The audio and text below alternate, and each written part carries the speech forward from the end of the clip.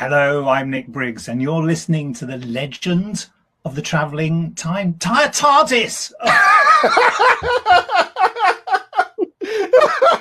I say traveling time lord. Do it again. Just do it again. Just for the Okay. just for the sake. Go ahead. Go ahead, Nick.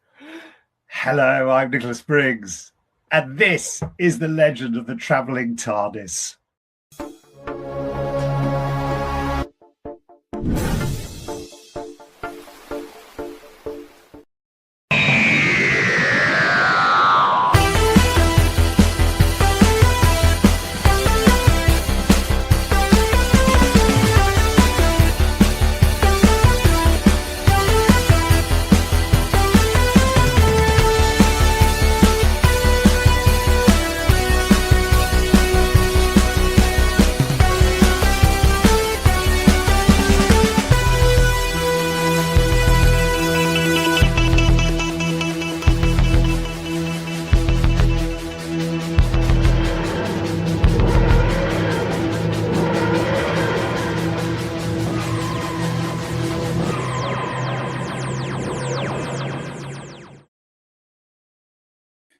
Hello, fellow Whovians, and welcome to the Traveling Tardis on this, the day of the Traveling Tardis.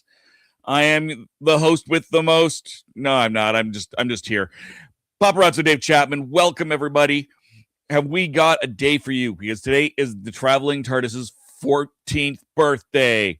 Woo! I would make a thing, but I turned off the reactions on my camera, so I can't even set. I wonder if I can do that. It's going to be a great day. Absolutely fabulous. And if I do this, and I do this, and I do... I have to turn it on. Yay, us! There we go. Balloons. Hee! Happy birthday to us. So anyways, it's going to be a great day. We've got some great friends here. We're going to look at some of our favorite pictures from the past with the Traveling TARDIS, and some of our own favorite stuff with Larry VanMersebergen, the Doctor Who collector himself. So let's get started here. Let's bring in first our wonderful Reverend Amagon. Hey, Tom. Dave. Tom. Yeah. Blue milk. Blue milk. Gotta love that. I don't have blue milk. I just have water. I'm not as exciting as you. And next up from the TARDIS archives, Michelle, how you doing? I'm doing well, thank you. Yay! Having a good day? Yes, I am. Excited for this show? Yes, I am. Excellent. Let's go to the other side of the pond. Candyman. I haven't got a blue milk, but I've got a Burger King Mandalorian Grogu changing color cup. Oh, nice. So colder it gets, the darker the color. Nice. I'm going to go see that over the weekend. I'm excited for that. I can't. I'm so gutted. No, if everyone gets it watched, depending on when we do it, we might do a live bonus episode of Happiness Patrol. The idea has been floated. We just haven't confirmed it because we don't know people. Speaking of Happiness Patrol, let's bring in one of my favorite people, Melanie Dean. How you doing? Doing great. Cannot believe it's been 14 flipping years. Right? Yeah, right. No. But yeah, hopefully we can for one of our little the Happiness Patrol. Hopefully we'll be doing a Mandalorian Grogu, seeing when we can fit it in. But enough of that. Let's talk. Keep bringing all the awesome people in. Let's talk TARDIS. All right. Well, let's bring in the reason we're here. The big man himself, our founder, our showrunner, Mr. Christian Basil. How you doing, my friend? I would have laughed if you brought in Gadget. What was that all about? Who knew news yet? He's not Who Knew News yet. Seriously? Well, welcome, folks. Yep. Today is the 14th birthday of the Traveling TARDIS. Now, I have to explain it to you because there's so many dates going on when the show podcast started, when the show YouTube channel started. So to just clarify, God, why can't I just get a normal? Normal is overrated. You know, I'm just going to tear down this damn curtain. It's No, Gorbachev, tear down this wall. So Stole my line. today was the day on 2012 that we started the Facebook page, which officially kicked things off for the Traveling TARDIS. And I just noticed I don't even have the Traveling TARDIS with me. This is pretty bad. Oh my goodness. Yeah, I have a birthday boys sitting in a corner taking a nap. So okay, I'll get him in a minute there. But We'll get him during Hulu News or something. Today, I'm No, tell us the truth. You left it in the bathroom. Oh, It's bigger on the inside, but I'm borrowing Chrissy's cup today because I'm having coffee to try to wake back up from a long day at work. So thank you everybody for joining us. We hope you have a great time, and take it away, Dave. Who else? All right, we've got the Who collector, our special guest for the day, Larry VanMersebergen. Welcome back, good sir. Welcome. Yay! Oh, hello. Glad to be here for my third appearance on the show. Thank you and happy birthday.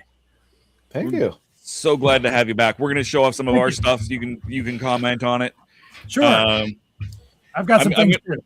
So it doesn't get lost. I've got a quick question for you from the audience here. Sure. I would ask Larry, how many miniature TARDISes have you collected so far? Oh gosh, I've got a few. Probably, I think about 10 or 11 somewhere. 12 if you count the chess piece from the 92 Danbury set. So that's a mini TARDIS as well. That's awesome. That's incredible. All right. And let's see. What is left? What is left is Gadget. So we might as well get things rolling fast here. And let's do some Who Knew news. Gadget. Oh, Gadget!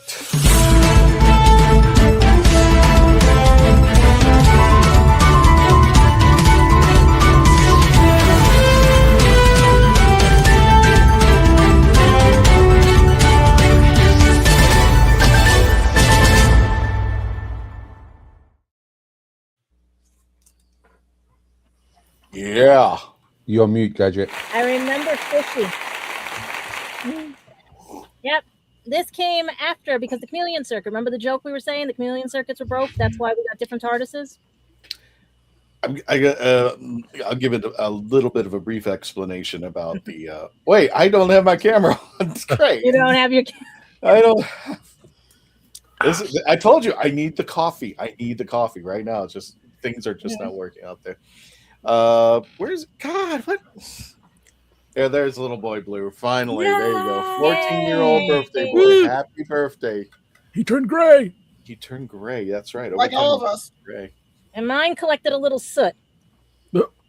There's a lot of things he's collected over time. So he's seen the pavement at least 300 or 400 times. So I'm like, this thing, poor little thing. There you go. And he swam with the fishes. And when we first started the Traveling TARDIS, the original concept of the Traveling TARDIS was me influencing people around the world to get a TARDIS and take pictures around it. So somebody in China, they would take a picture around the Great Wall. Somebody in the UK could probably take it around Stonehenge, or somewhere around the world that we could get together. Well, that the best laid plans didn't come out and have come and gone. But going back to Gadget, where is he? There you go. Yeah. Going back to Gadget, she followed in the footsteps. We actually did have a crew of like 4 or 5 people that had their own TARDISes. We had UK, I think. We had UK, me, and I think we had one in California and the Midwest, I think, too. Yep, we had one in Tennessee. Yeah. And she just actually chatted with me just recently. But Oh my God, how is she? She's doing okay. She had a kid. But yep, she had a kid. Well, I mean, this is like years back. I was, occasionally you'll have Facebook tell you, oh, by the way. Mm-hmm. And she had a kid and everything, but for whatever reason, she stopped moving the Traveling TARDIS in her place. But there are a few pictures of it in Tennessee. I think it was actually somewhere in Nashville. Couple of cool spots. Yeah. When she went to the Opry, I think she went to. I believe so. Yeah. Yeah, that was the cool one. She liked my Comic-Con ones because that's when it debuted, and everybody was like, "What is it?" And it was the biggest hit from New York Comic-Con at the Beige. Yep. So if you see any TARDISes on here that you don't recognize, are not the Traveling TARDIS. They are big cousins of the Traveling TARDIS, and this is. I told you, mine got a little soot. It collected some soot. And all the anime fans look at that. Soot's bright. But we're going to see. I'm going to start up cracking up laughing because I think we were the only ones that did watch Doctor Who because Nashuti, his monologue. Oh my God, I was cracking up laughing. I wanted to see the whole episode because he just literally killed it because he was talking about how he broke out in Sex and the City, I was also friends with Asa, who's on with him. So we were like talking about that and everything, right? Well, on another show I was on and stuff. And that was his first breakout. Then he did the Barbie movie and stuff. But then he goes, thank you to the 12 people who watched Doctor Who. And he says, I don't know why they even regenerated me into Billy Piper. And he gave that look to the camera and stuff and everything. He's confused too as well.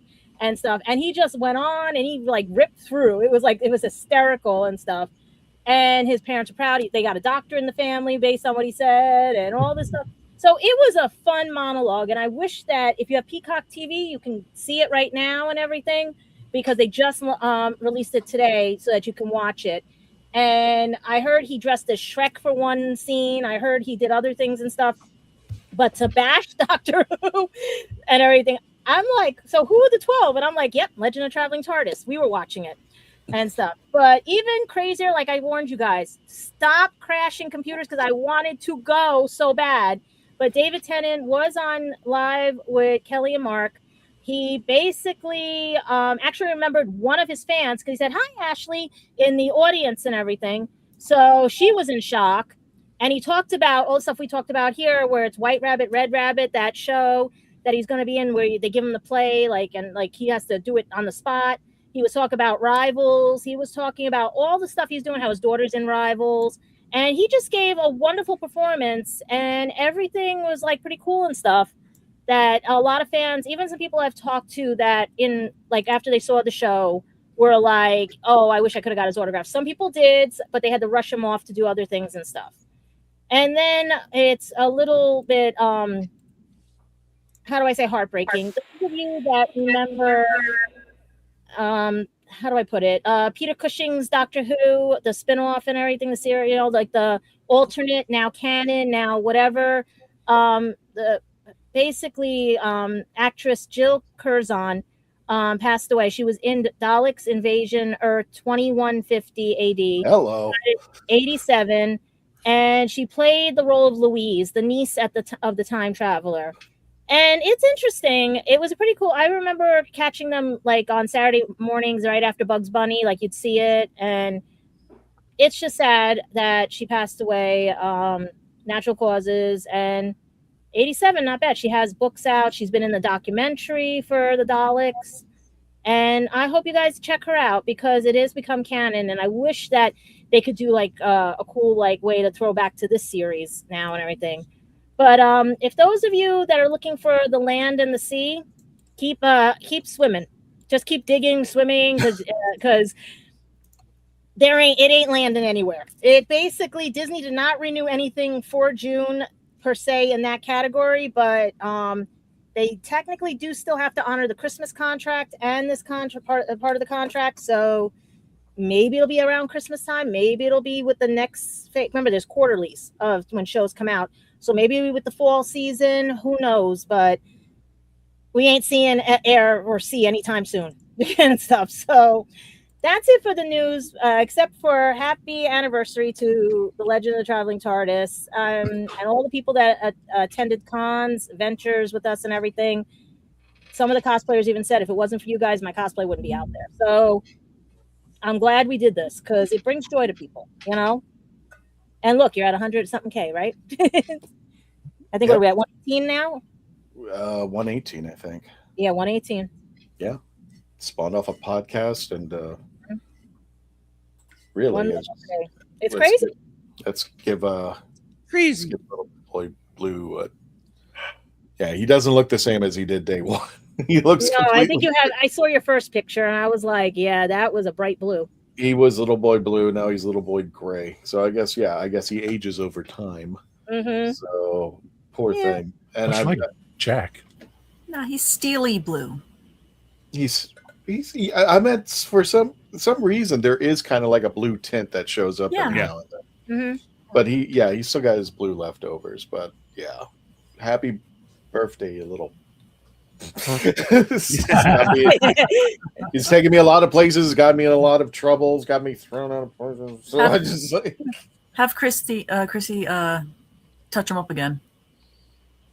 That sounds bad. Oh, you can tell him the story that he was once touched up. Well, okay. We'll I remember when she touched him up. It looked good. Yeah. Did he agree to being touched up? Oh. Yeah.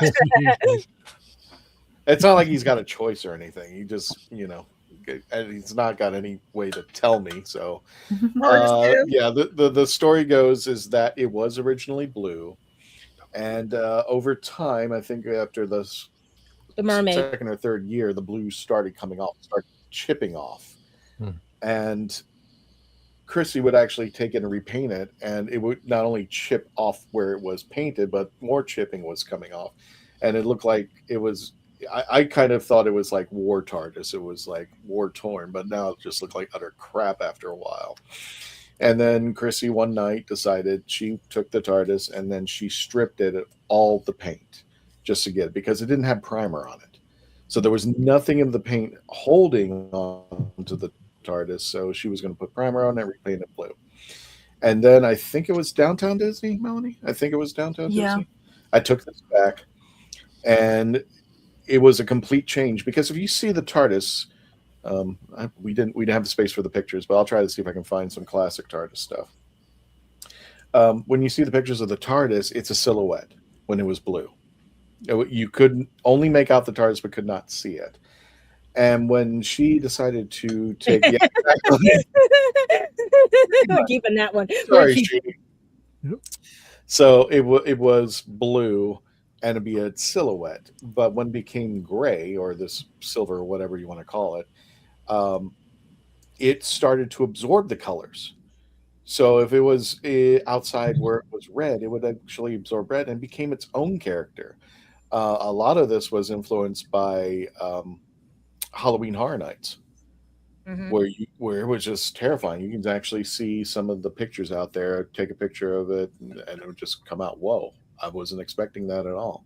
So, Larry, I got this now 14 years ago, and I literally went on Amazon, typed in the words diecast TARDIS, and this is how it all started.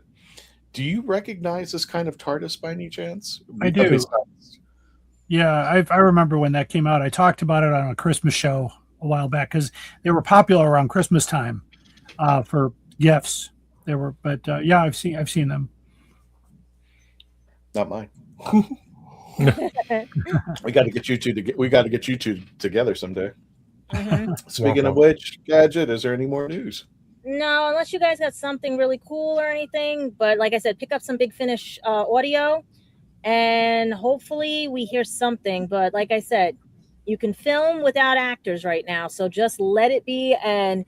Just watch your screens and hairstyles. That's all I ever tell anybody. Watch screens and hairstyles. Especially when David Tennant said he made an edgy cut to his hair. And that's honest. That is honest on live and with Kelly and Mark. So maybe. I mean, he's doing Rivals. How can he have that haircut in Rivals? Or maybe it's the new movie he's in or the Rabbit one. We don't know. Gadget, hold perfectly still. Go to your right just a little bit. There, now you have a new ear in your. You got a new right ear and a new left ear. Yeah, there you go. Yeah, the cat's right there. That's my pet alert for now until we get Yeah, she's like I can't bend anymore. But no, there's our And Plushie has been all over the place in New York, so you definitely want to check out. It's actually been to England. Really? It went to the UK. Yeah. It made it through customs. Oh, jeez. It made it through even with the battery pack. back in it, it made it through customs. I didn't even think the batteries are just dead. It's just like, where's the batteries? Yeah, well, the battery pack. It actually did something? What did it do? Vibrate? It used to make noise. It would make the TARDIS noise. The dematerialization noise. Yeah. Oh, God. Yeah. I'm sorry about the dust. Yeah. That's okay. It's got mini me. Yes, I even got the USB port thing up here on the computer right now. What sound did you expect it to make? It would light up. That's why you can't see it right now. It would light up, and it would make the like the noise, that the brakes are still on, as River says. Like Billy Piper coming out of the TARDIS. Oh, hello. Wait, does this one still? No, this one doesn't work either. The batteries are dead in this one too. Yeah. They've been squished. Yeah, and then I got this. I mean, I've got All 15. I make sure I have a traveling TARDIS that can travel. Hey, Christian. Yeah. I think I got this. There's your OG TARDIS. That's 2013. Yes, that's OG TARDIS. And that's, I think Halloween Chrissy Horror started Nights. painting it in some places. You can see where it's a little darker. That's where she was painting it to try to keep it going. But the primer there was no primer. So that's the original OG. Thank you, Melanie, for that. That's very welcome. But as I mentioned, went to Halloween Horror Nights and became its own character. And I would actually go to Halloween Horror Nights, and people would be asking me for the TARDIS. There were actual, I think they call them team members, not cast members, team members out there. Mhm. And they would actually send me a text going, Christian, I'm going to be over here. Make sure the TARDIS is over here with me. I'm like, okay. So more popular than me, right, Dave? Yes. And really more popular than me, too. Because I had Baby Boy Blue there in the UK at MegaCon. Not MegaCon, at MCM London. And people recognized the traveling TARDIS, not me. I'm labeled. I have my name on my back. And You're they that writer recognize guy. the TARDIS. Not as just a TARDIS, but as the traveling TARDIS. And you said you were sitting at a table and somebody walked up to you and goes, yeah, the traveling TARDIS? I'm just like, it's not even in the same country where it originally is. It's in the UK. And for it to show up over there. Yeah, I was prepping to do the live video, one of the live videos I did from MCM, and yeah, they recognized it, and I think I actually got them onto the live video at some point too, just kind of a quick cameo in there, found them. Oh. But yeah, no, that was weird. It was like, I'm famous. No, I'm not. I'm adjacent to the famous one. You're famous to osmosis. Exactly. Have TARDIS will travel. I'm famous now. And honestly, the TARDIS has brought me so much joy and travel opportunities and whatnot. So I mean, I'm so humbled and so grateful to be part of this show. I really am. It's brought so much joy to the world and to me specifically. For those of you who are not familiar, Pinky. He's over there. Happy. TARDIS. This is the San Diego Comic-Con exclusive that Melanie managed to obtain for me. I got that early for that for you. Yes, and I'm super grateful for it. And I don't travel with this one, but I should. But I keep him here. Normally he's up in that corner next to my Garfield and my Cobalt. But I brought him down here so he was within reach. Mm-hmm. But I mean, just to throw up pictures, because we can throw up pictures. I'm gonna, I had the opportunity to go to the Operation Time Tracker. Right, yes. And that was I took a bunch of pictures there, and I got to actually do a bunch of filming. They took me on a tour behind the scenes of it. I actually went through it twice and got to do some filming for some review stuff for the rathole.ca, and some great pictures from the Traveling TARDIS. I think those are on the Facebook page. Oh, yeah. And a picture we all recognize because it's in the credits. Yeah. I got to meet Simon and Tony. Mm-hmm. And we went out for the day and we kind of just hung out and spent some good time together, and it was such a meaningful day. And yeah, so that and that wouldn't have been possible without the Traveling TARDIS. So I'm so grateful. I've got others in here, but we don't have to. You know what? I am going to do it because I can. This is not doesn't have Little Boy Blue in it, but this is a great picture from MegaCon. Oh God, that was the 10th anniversary, and MegaCon did it on the day as well of the 10th anniversary. We got to take the stage over there, so thank you, MegaCon, for giving us the opportunity to do that and talk about Doctor Who.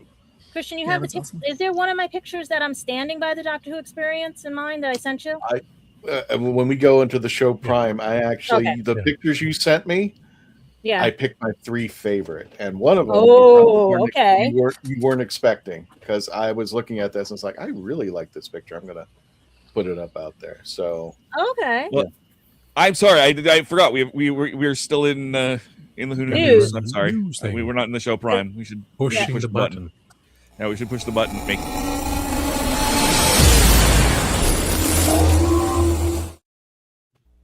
Okay, we're out of the news. There we go. Now we can. Now where was I? You've been here 3 this. Where was I? Where was I? Seriously, Larry, we're professional. I know you. I know you are. This is enjoyable. This is make it look real. Just make it look real. Exactly. Right. So today, for those of you just joining us, welcome to the Legend of the Traveling TARDIS. We're celebrating our 14th year in existence. Not the podcast. We are celebrating 14 years of this little metal. Okay. This little metal guy right here. Exactly. I just can't put him in. I am surprised. I don't want to get you a baby carrier. I don't want to jinx it, but 14 years of that little metal thing, basically the Mickey Mouse icon of everything that came to be it the Facebook page, the YouTube channel, all the pictures that you see. And I only have a couple things because we couldn't fit in the StreamYard. I might pull it up on the Facebook page so people can see. But somebody was asking how many celebrities you got, and I was like going up and I'm bringing my phone. I kept scrolling. And I kept scrolling, and I kept scrolling. That's and like that. I was going to say you could probably we could fit 1 or 2 more pictures in there. I deleted the ones I just showed. Oh no, we don't have that many. No, we don't have that room for that. That's a bring it up on the Facebook page for sure. For sure. Yeah, well, I'll bring up the Facebook page and then we'll show. If anybody wants to sit there and count, go nuts. Count how many albums we have on there.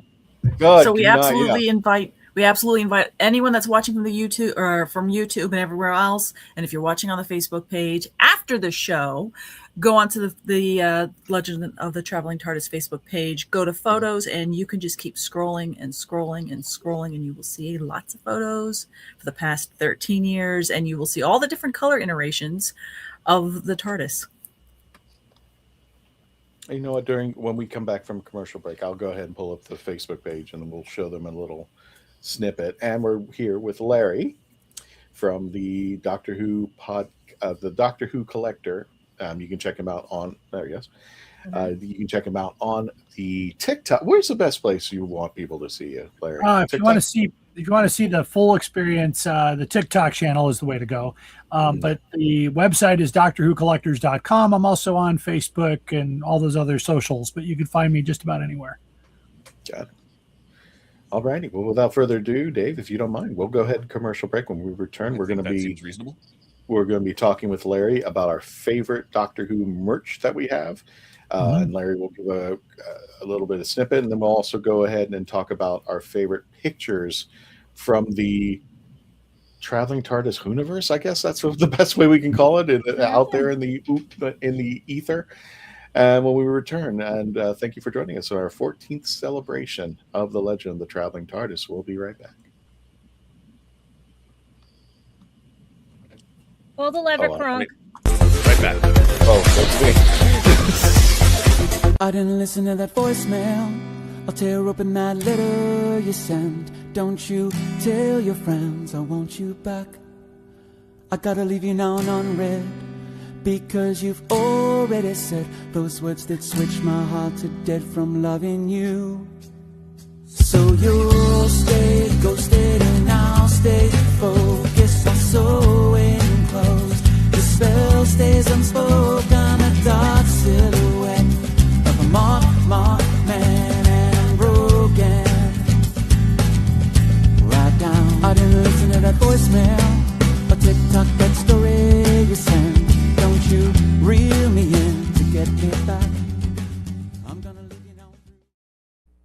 tired of toxic fandoms? Do you wish we could go back to being happy? So do we. We created the Happiness Patrol to get away from all of the toxicity in fandoms, in life, and so we decided we wanted to do a show about something that makes us happy. And in our second season, that's movies that make us happy. So join myself, Cameron, Scott, Jessica, and Melanie on Happiness Patrol at youtube.com/@happinesspatrolshow.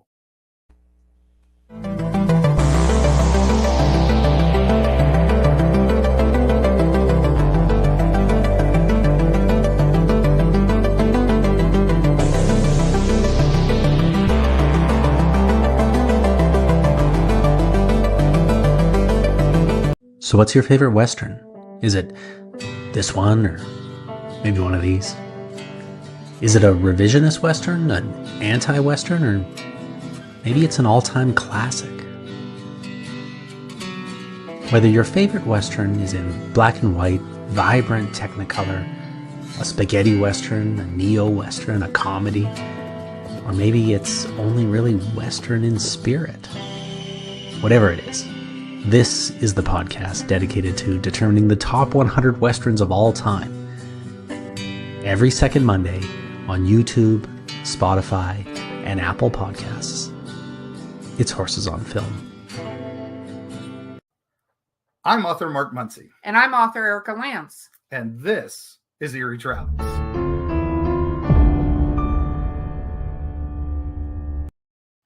Greetings, travelers. Join us as we travel through folklore, myths, monsters, legends, and dark history. Now, we'll be your guide to the spooky side of reality as we discuss cryptids, paranormal, and all things preternatural. Sometimes we find the truth is way scarier than fiction. We're on twice a week on your favorite podcast platforms, including iTunes, Spotify, Amazon, and YouTube. We have amazing guests from all of the areas of the strange and unusual, including witnesses, investigators, and more. Yeah, with Erica's curiosity and ridiculous array of pop culture and true crime knowledge. And Mark's decades of experience diving into folklore and the legends with the truth that's behind them. Yeah, so join us, travelers, as we take you to the edge of reality, and we'll see you on the other side.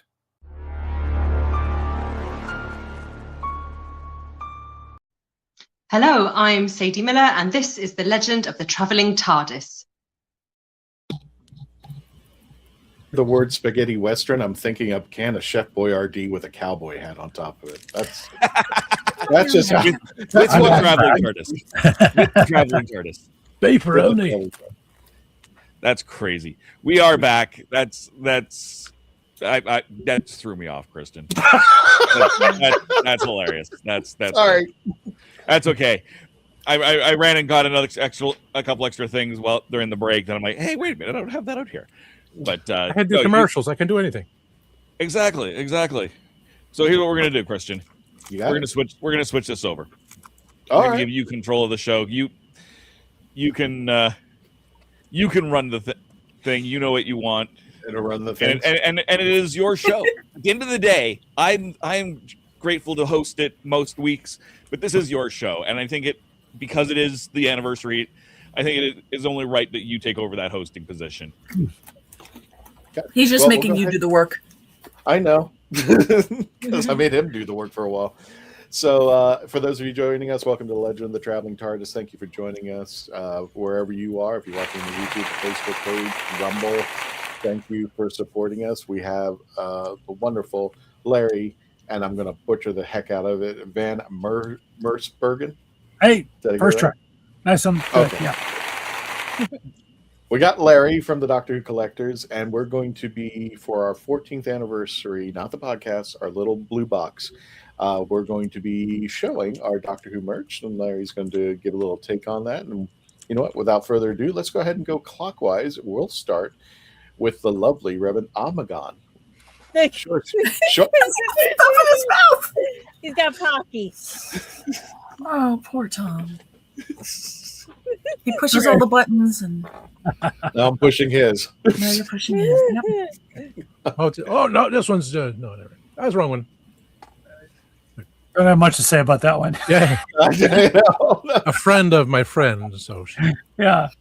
But besides all the customs I carry, many, many customs, like that shows off because my brother in the UK took the 7th Doctor's character options TARDIS and made me the 8th Doctor's. Oh, yes. Great detail. Oh, very wow. nice. Actually had the... Oh, yeah, he wrote that he made it. It had the sound effects and everything in it. But over time, I forget. And besides customs of me as the Doctor, Daleks and such, besides all the Target books, all the books that are available, all the Talking Canine.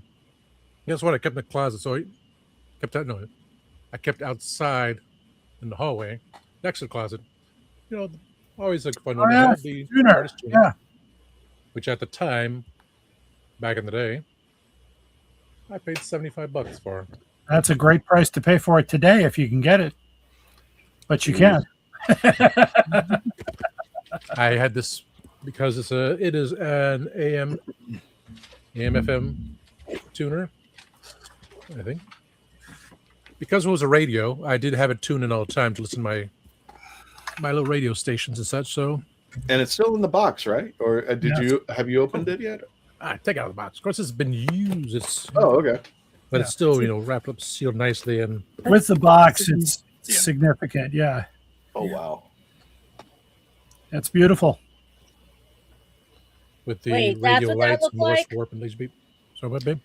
That's what that looked like? Yeah. My uncle turned that into a Star Trek device. Tricorder thing. Oh my god. Thank you, yeah. That's right. We're playing all the hits of the 70s, 80s, and 90s from Gallifrey, all your favorite classics.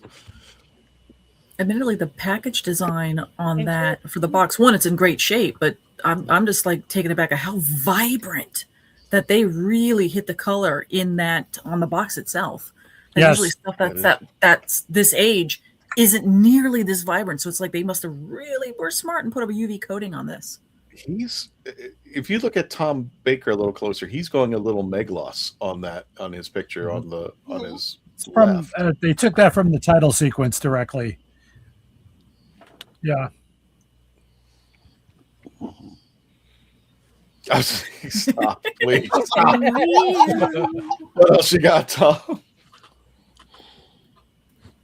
Again, besides custom Oh, God, figures yeah, of character options and such, that's everything is somewhere. Who knows where? It's anywhere. That's where. Oh God, no. So for bringing out purposes, besides getting out all the character options, figures, and the customs, TARDIS, Christmas tree, TARDIS thing here, the 3D printed TARDIS for myself. Again, action figures that look like me. Davros actually holding the head of me. So they couldn't get the plastic was different. Again, the larger talking canine, which you flip a disc over, he had other sounds, more voices to him. Palatoy. I need someone to do a repro the sticker because I was worn. I just kind of like filled it in. Yeah. The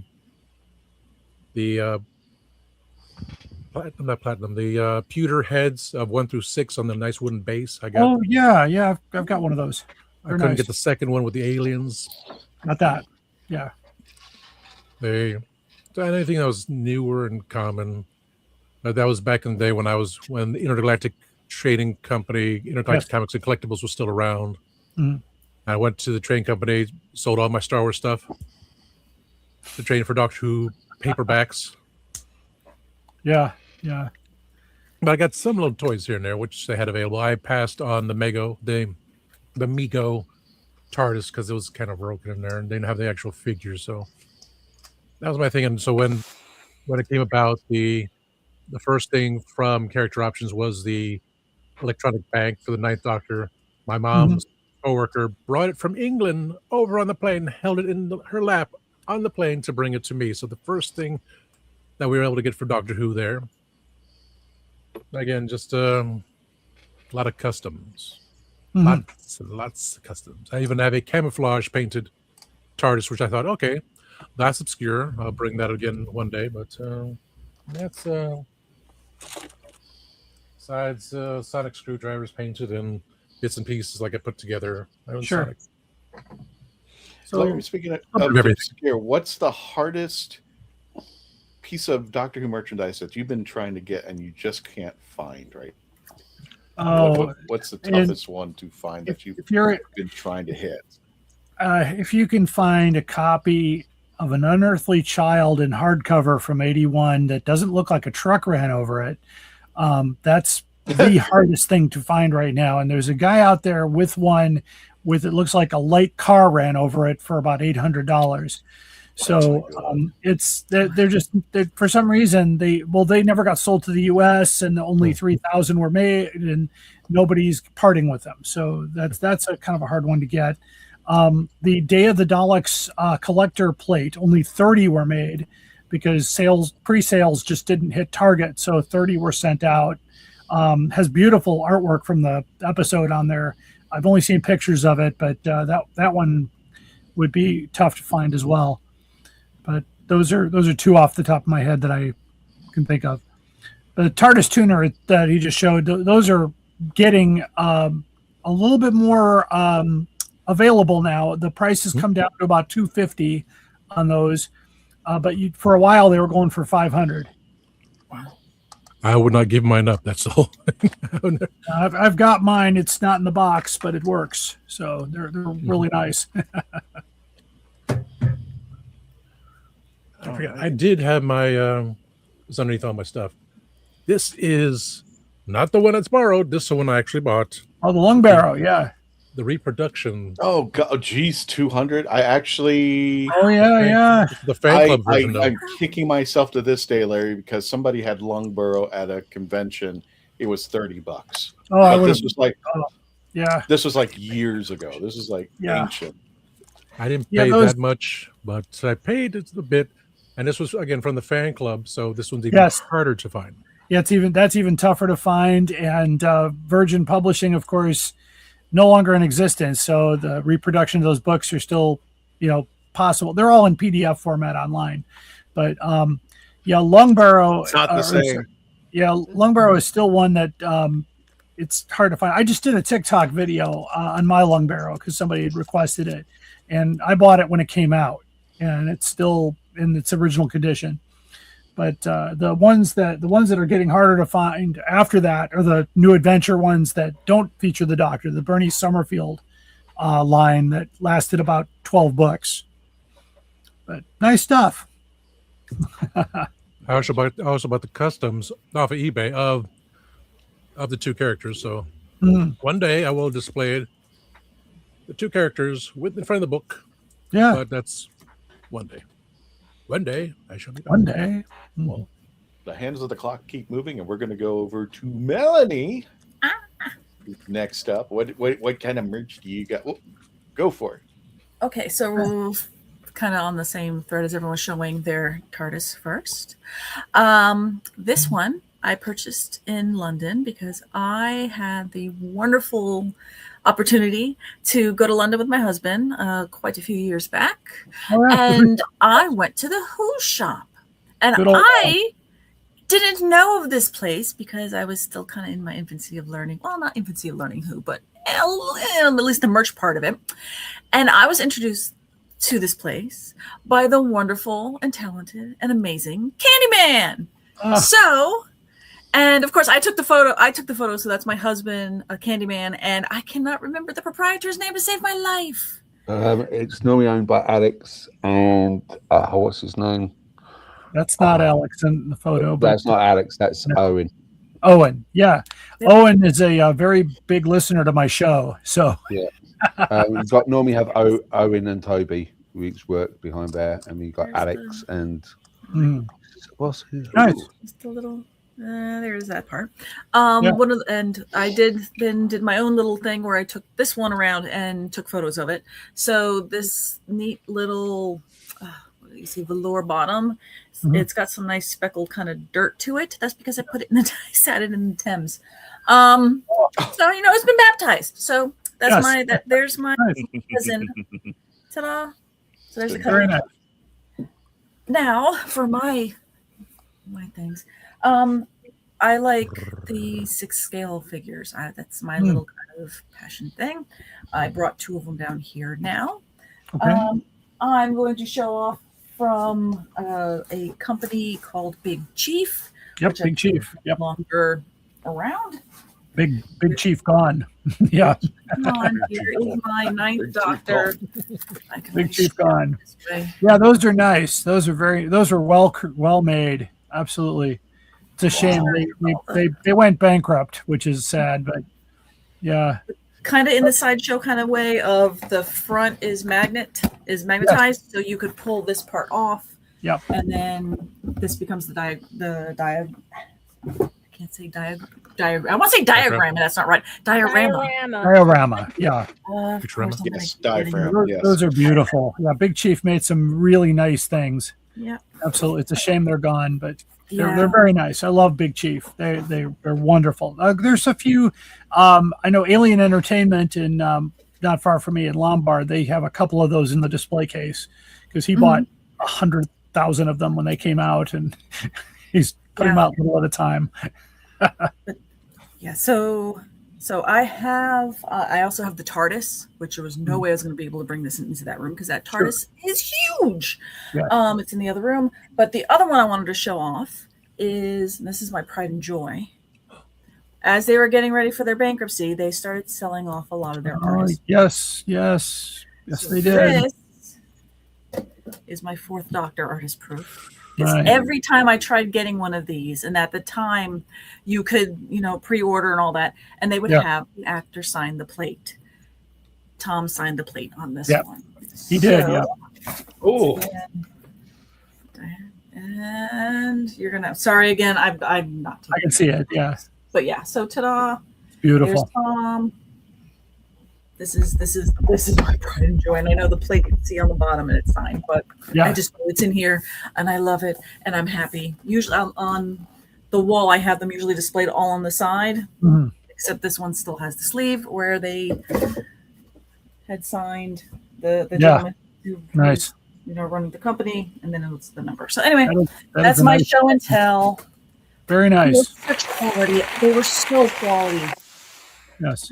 And attention to detail and artistry, because this was before scanning the faces. This was an artist sculpting the faces. Yeah, it was very good. Unfortunately, production costs and licensing fees just ran them into the ground. It was a shame. It's kind of like what happened with Eagle Moss too. Same type of thing. Good product. Too much, the artistry, the product costs, and the license. So, but beautiful stuff. I love it. Thank you. And I actually skipped this, but let me go ahead and bring it. I don't know if we have the pictures up here. So, there's room. I was looking. Oh, okay. So we're also going over the Traveling Tardis pictures that we pick. So, and then I'll jump right back to you, Tom. I think. Did you have some picks, Tom? You got one. Okay. So, Melanie, let's go back. This is the Traveling Tardis. Explain where he's at and how you got this. Well, this was this was the time where my MegaCon came out after I had booked my flights to London for my anniversary.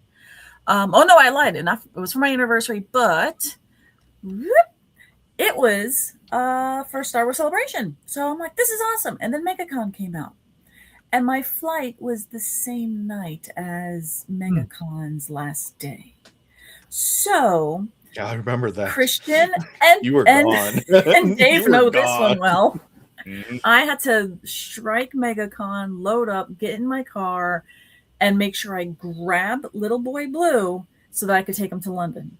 I think this was Blue's first time to London, because we were cutting it close. So I'll go away. But yeah, we took him to Stonehenge, and we went inside this. I think this is when we went in the circle. I can't remember. But yeah, there's the TARDIS is at Stonehenge here. Nice. A lot of those. So for these ones, I told Christian, I'm like, I'm going to be terrible and just show off the ones that my favorites, the ones I took. So yeah, so Little Boy Blue went to Stonehenge. He went to London. He went to went somewhere in Dorset. He went to like a donkey sanctuary. He went all over. He was living the high life. I saw him at the donkey sanctuary. He was at the I'm like, donkey what? sanctuary. I just sent so many photos to Christian, and he was just like, "Where? What? Where the heck did you take him?" I'm like, "Don't worry, he's been sterilized. He's fine. He went to a donkey sanctuary in Sidmouth." So yeah, We gotta superimpose a Matt Smith on this picture somewhere along the way. Right. So yeah. And we got this picture. And this would be the TARDIS traveling to Buckingham Palace. So right outside the gates, try to line it up a little well. And yeah, so because at this point, the Queen, long may she reign, rest in peace, she was in because the flag was the correct flag flying, saying that she was in the house. So somewhere, hopefully within this photo, she's in there. She's looking out the window and saying, "Hey, look, it's Traveling TARDIS." Somewhere along the way. So she was in the house. She's So teeny she was tiny. there. Get off my lawn. Teeny tiny. But yeah, Men I really need love to- the Got gates. one more So. picture. Got one more picture. This one. This was actually on London Bridge. Wait, no, I can't remember which one this is. But yeah, it was just right in front of City of London, which I'm like, oh, another one. So there's a lot. Again, go to the Facebook page. You'll see tons of photos that either I took on one of his travels. Dave took many, many, many photos when he absconded with it. And Lord knows for the next 14 years, we're going to still, knock on Christian's door and say, "Hey, I'm going to Germany next. Can I steal him? Can he go on a field trip?" So yeah. I'm Very going to nice. say this over and So I over was- again. Go ahead, Mark. I was going to ask Melanie a question. You know that thing you did the first year with MegaCon and leaving it right at the last minute to get on the plane to go to England? Yeah. Did you do that exactly the same thing when you came over the second time? I think I did something similar. Yes, you did. Have you not learnt? No, because nothing ever, MegaCon never bloody stays on the same month. Nope. Next month, I think it's in May March next year. again. Huh? May next year. It's May next year. I'm sorry. Thank you. Yeah. But yeah, it's always either in the West Concourse or it's North-South. Next year, we know it's in the West. But yeah, it always, just like the Traveling TARDIS, MegaCon likes to travel around. So as best laid plan. Next year will be 50th anniversary. You came over on the 40th. Mm-hmm. Yeah. Yeah. So maybe I'll come back over next year. Make it a date. I won't get you any Terrys. Oh, please do not give me Terry's. Yeah, that was the other thing is as I'm carrying around this TARDIS, I was carrying around 15 kilos of Terry's orange. Poor Mark. Well, we had to. We made you walk around the entirety of London, but it was absolutely amazing. Stop for a pint. We just had so much fun. It's memories that me and Kevin absolutely treasure, and our friend Amber too. Tom, what was the picture that you pulled up? Yeah, what was your picture that you pulled up? Well, besides the normal one that you took of me when we were eating at IHOP, and the ones from MegaCon, this one I dragged you to a couple years ago in Lakeland, Florida, at the home of Julia, who runs the Guardians of Gallifrey, in her garage with the control room, console room, and we had Arthur Dykeman. So it's Arthur and I were taking a lot of pictures first. Then you came in and we did this one. So I had chosen the best one. Nice. A lot of silly ones, but Christian's holding the the grabber. I still need to talk about your beret there, Christian. Yeah. I just stuck it on his head and that was it. God, I just found the beret. It was on a hanger somewhere off camera, but and the Traveling TARDIS is there, and we were just having a great time. It was just a GOG meeting of the OG, and it was just a fun time. And I forgot what episode they were watching, but I was just too busy hanging around the garage in the TARDIS there. So, alrighty, let's Wrong go ahead. timeline, Christian. I came down vacation and I wanted pictures taken because I brought the outfit. I was like, "Where's Christian? Where's Christian? Where's Christian?" And like 3 of us. So Julia took the rest of the pictures. Larry, I know you're on a time budget, so we're going to stick with the merch, and then we'll come back and revisit the pictures. So, Thank Dave, you are up. What is your What do you got? No worries. I found this. Oh yeah. This was in the bag for something else that I had. So I was like, oh, well, that's interesting. No, I won't show off everything over here, but I've got, why is that not focused? Oh. I've got all my role-playing games over here. Yes, yes. Is going to focus on me over here? No, it's not.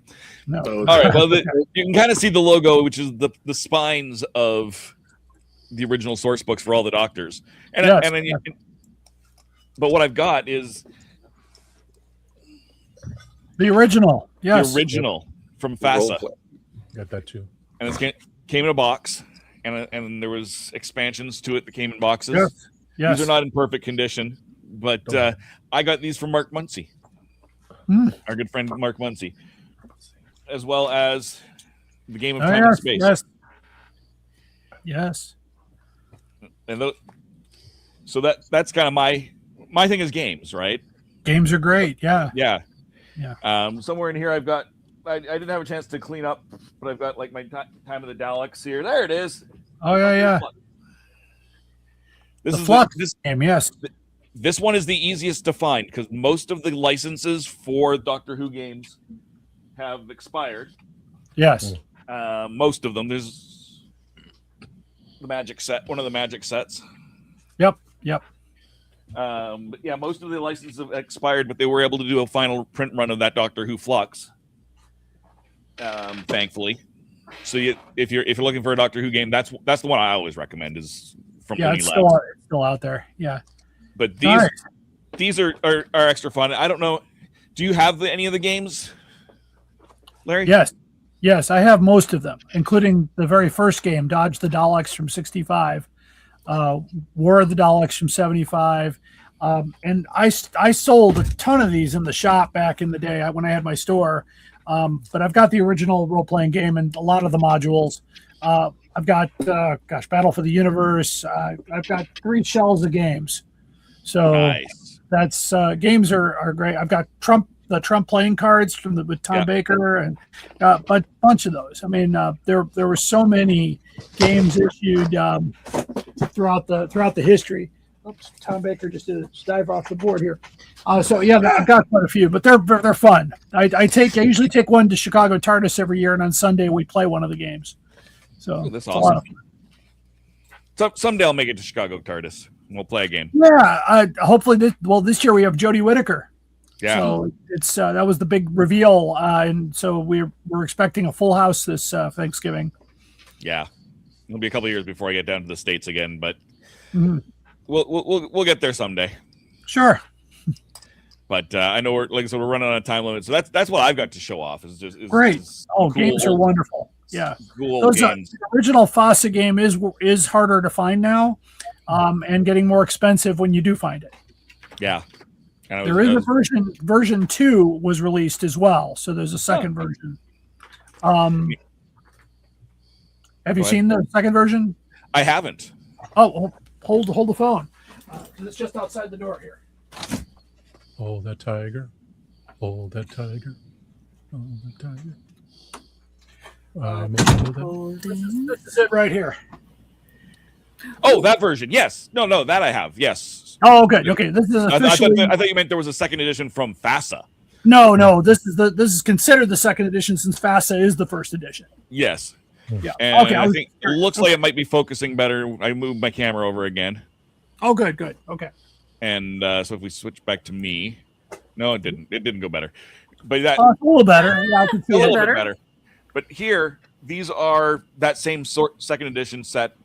Yes. This is the first edition of the second edition, Time and Space, and all of the different Doctor source books Right.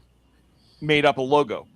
Yes. And the newer ones, of course, didn't because they came out with these all during the 50th anniversary. Yep. And I got a few of the versions of it over here. There we go. There Now you it's go. there we go. Yeah. But there's the starter set Yep. that you just showed. Right.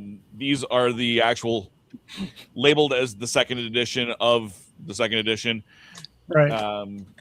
the newer versions of it, a little more streamlined, and they've got two books here, Adventures in Time and Space, that are this condensed down into classic. One book for classic doctors, one for the new doctors, and then this. Yeah. Oh, go ahead. Oh, sorry. Those source books are now getting harder to find. Yes, especially the David Tennant one. Yeah. 10th Doctor it was the first one that went out of print. And again, I don't believe they were able to renew their license. No. After the 13th. So the 13th Doctor is the last thing that came out from them. There's also a Dungeons and Dragons versions, Doctors and Daleks. Mm-hmm. And that's what this is. This is the slipcase for it. The 3 books that came out for that. Right. Yeah. Very, very nice. So if you're a nice if you're a role playing all game in one person, place. That's wonderful.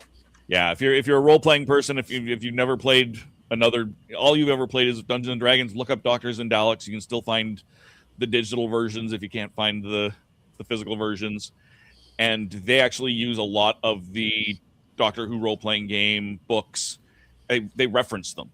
So it's while it is still the Dungeons and Dragons rules, it uses some of those other rules and information in these books. And they are the best reference book I've ever came across for each individual Doctor. They're brilliant. Wonderful. Those are great. Yeah. That's me. Well, I'll shut up now. Larry, thank you so much. Again, where can people find you? You can always find me in the Stratus world out there. Just my main channel is on TikTok, where I do a complete tour of the Who Room here. My podcast is found anywhere you get your shows, and we're working on the 100th episode right now, which includes a very special introduction by Mr. Peter Purvis. So he was on my show about a year ago, but that's coming out soon, and we actually talk about the missing episodes, which I know we're still talking about. TikTok, of course, Instagram, Facebook, and DoctorWhoCollectors.com is the website, and I'm on YouTube here too as well. But thank you all. It's been great to be here. Thank you, Larry. Thank you for joining us, and thank you for helping celebrate our 14th anniversary in existence. You're welcome. Thank you. Happy to come back anytime you want me. You got it, brother. Thank you so much. Thank you. And Gadget, it is your turn. Yep. I was You're about part to of the show this. I have 2 versions of this. This was on my Acer. Oh. Oh, wow. Okay. Jeez. I got a Doctor Who Acer, and it's also on my laptop, which I can't find. I think that's in storage, because fixing an apartment, you put everything in storage, because I have the Christmas ornaments in storage. I have the autographs in storage. So I basically have this in, and since Disney is like around in Perry, so I've got a Perry and a Perry. Get it? If you don't get the pun. And remember, I said I got every version. Take with me if anything happens. I got the USB one where it has little ports and everything. I had this when I was making the ices when we did the cooking show. And anything you find in the house, like this, and then we can't put these on the cars anymore because you get a ticket. But yeah. Are you serious? Yeah, they consider they're hiding the number of the plate, because now with these readers and stuff. Oh God. Oh, Florida did something similar-ish. Asterisk. Yeah, that was confusing. Yeah, we can't have them anymore and stuff because of New York. Life. So it'll sit in the window, but. This one I forgot I even had. I've just found. That's what I'm saying. It's like, sorry about that. Baby's fishy. I talk. Yeah. Yep. I like babies. The batteries all died in them, but he made it to England. He went to Newcastle, Durham, Lancashire. What is it with the L? It has the clock tower, like Back to the Future. Lancashire, Cardiff. I think it was in Durham too. I know we went to a bunch of castles and stuff, because I know I posted them on the Facebook page. But yeah, so he's been to New York, upstate New York, I think. I think he's been to Jersey, I think. And England. I don't think he's yet gone anywhere else, But that's maybe changing, depending on what I think the universe is going to be doing. Since you mentioned the TARDIS in Europe, I'm going to go ahead and pull up your pictures. And Gadget gave me her pictures of plushy TARDIS, and I picked 3 of my favorites. The first one is this one. I've always seen this one floating about. Michelle Knotts. Yeah, she's the voices of Pokemon. she also works with some of my other friends and everything, and known her for years. It's a funny story how we met, but it's like it's one of those where ex-boyfriends bring you luck and everything. So yeah, she's actually she was friends with my ex-boyfriend's friend who does the convention scenes, and I was friends with another voice actor, and that's how we all like got together and stuff and everything. And we've been friends ever since. Like she's like what is going on with your household? Like she now moved to Texas, but she was originally in New Jersey. Gotcha. So yeah, but she's really nice. Like you guys got to hang out with her and everything. And you mentioned you were in Europe, and here's the picture I picked out. Yeah, the Doctor Who experience. Yeah, they made me. I actually had the Legend of the Traveling TARDIS sweatshirt on underneath that jacket. But when I went to the door, they said you can bring the TARDIS in, but you can't wear the jacket. So I had to put my because it was a logo. It wasn't licensed through BBC. Oh my God! I could wear it through all of Cardiff, but so I had to put on my Sword Art Online jacket on. So I go into Doctor Who with a Sword Art Online jacket, and I had to turn around my bag because my bag also had the Simpsons version of Doctor Who, the 10th Doctor. So they were like literally like anything I had, like you could see the tag even was and everything. Like I couldn't show it because it wasn't licensed. So everything had to be turned around, put a jacket on. They were really strict in there. And I had the crystal, it didn't work. Everybody else's crystal worked, mine didn't work. And I think it was when I'd seen Smith's, or was it? No, I didn't see David's one. So I think I saw Smith's or Capaldi's Doctor. I keep forgetting which one. I think it was Smith when they do the thing. And I got to take the Dalek. I got to fight a Dalek and all this other stuff and a crystal and things. It was interesting. But I like it was fun. I even got to Carter Castle with it. That's where I found the ghost. Now, the third picture I picked was, I saw the picture and I just enjoyed it. It was just something that stood out to me against everything that you sent me. This picture stood out. Really? Yeah. Carter Castle. I was looking just out. Like the way you were using and looking at everything. I didn't even know. The funny part is I didn't even know that was taken. The ex took that one. He grabbed my camera and I was just looking out and he just grabbed it. He took the picture. I liked it. It just it like tells a little story on its own. So I picked that one as well. So yeah, that one I have in a black and white version as well, and it's like crazy because I didn't even know it was on the camera roll. He just grabbed it and took it. So I was like shocked. So that one, everyone loves that one. I thought I put that in though in the Facebook album. I don't know.